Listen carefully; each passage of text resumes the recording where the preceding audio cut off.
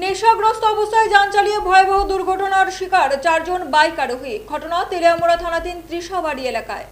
জানা যায় 18 মোড়া পাহাড়ের পাদদেশে অবস্থিত মন্তাংবেলি এলাকা থেকে পিকনিক সেরে মোটর বাইকে করে আগরতলার উদ্দেশ্যে তেলিয়ামুড়া খোয়াই সড়ক ধরে যাওয়ার পথে রুলামিন মিয়া ও সাকিদ মিয়া নামের দুই ব্যক্তি আকণ্ঠ মদ্যপান করে মোটর বাইক চালানোর ফলে নিয়ন্ত্রণ হারিয়ে অপর একটি বাইকে থাকা রাহুল পাল এবং বিংশজয় কপালি নামের দুই যুবককে ধাক্কা দেয়।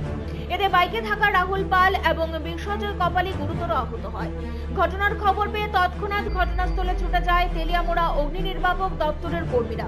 পরবর্তী সময়ে দুই বাইকে থাকা 4 জনকে চিকিৎসার জন্য তেলিয়ামুড়া মহকুমা হাসপাতালে নিয়ে যাওয়া হয়। বিংশজয় কপালির অবস্থা আশঙ্কাজনক হওয়ায় তাকে আগরতলা জিবিপি হাসপাতালে রেফার করা হয়। আমরা একটা কল পাইছি, কন্ট্রোল রুম তো একটা কল আছে, তিশাবাড়ি একটা অ্যাক্সিডেন্ট হয়েছে। আমরা গেছি পরে মুখে শুনলাম দুইটা বাইক মুখোমুখি সংঘর্ষ হয়েছে। দুইটা বাইকের যে দুজন করে আসতো 4 জন, তাদেরকে আমরা হসপিটালে নিয়েছি। কি নাম বা বাড়ি কই তারার? তাদের নাম হয়েছে, একজনের নাম রাহুল পাল 25 বছর, আরেকজন হচ্ছে রুলাবিন মিয়া, আরেকজন হচ্ছে সাকিব মিয়া, আরেকজন হচ্ছে ভিংশু জয় কপালি। কোরআনে বাড়ি বাড়ি কই তারার? তাদের বাড়ি তেলিয়ামুড়ি মনে হয় সবাই। কেমন ইনজুর তারা? ব্যুরো রিপোর্ট, পাবলিক নাও।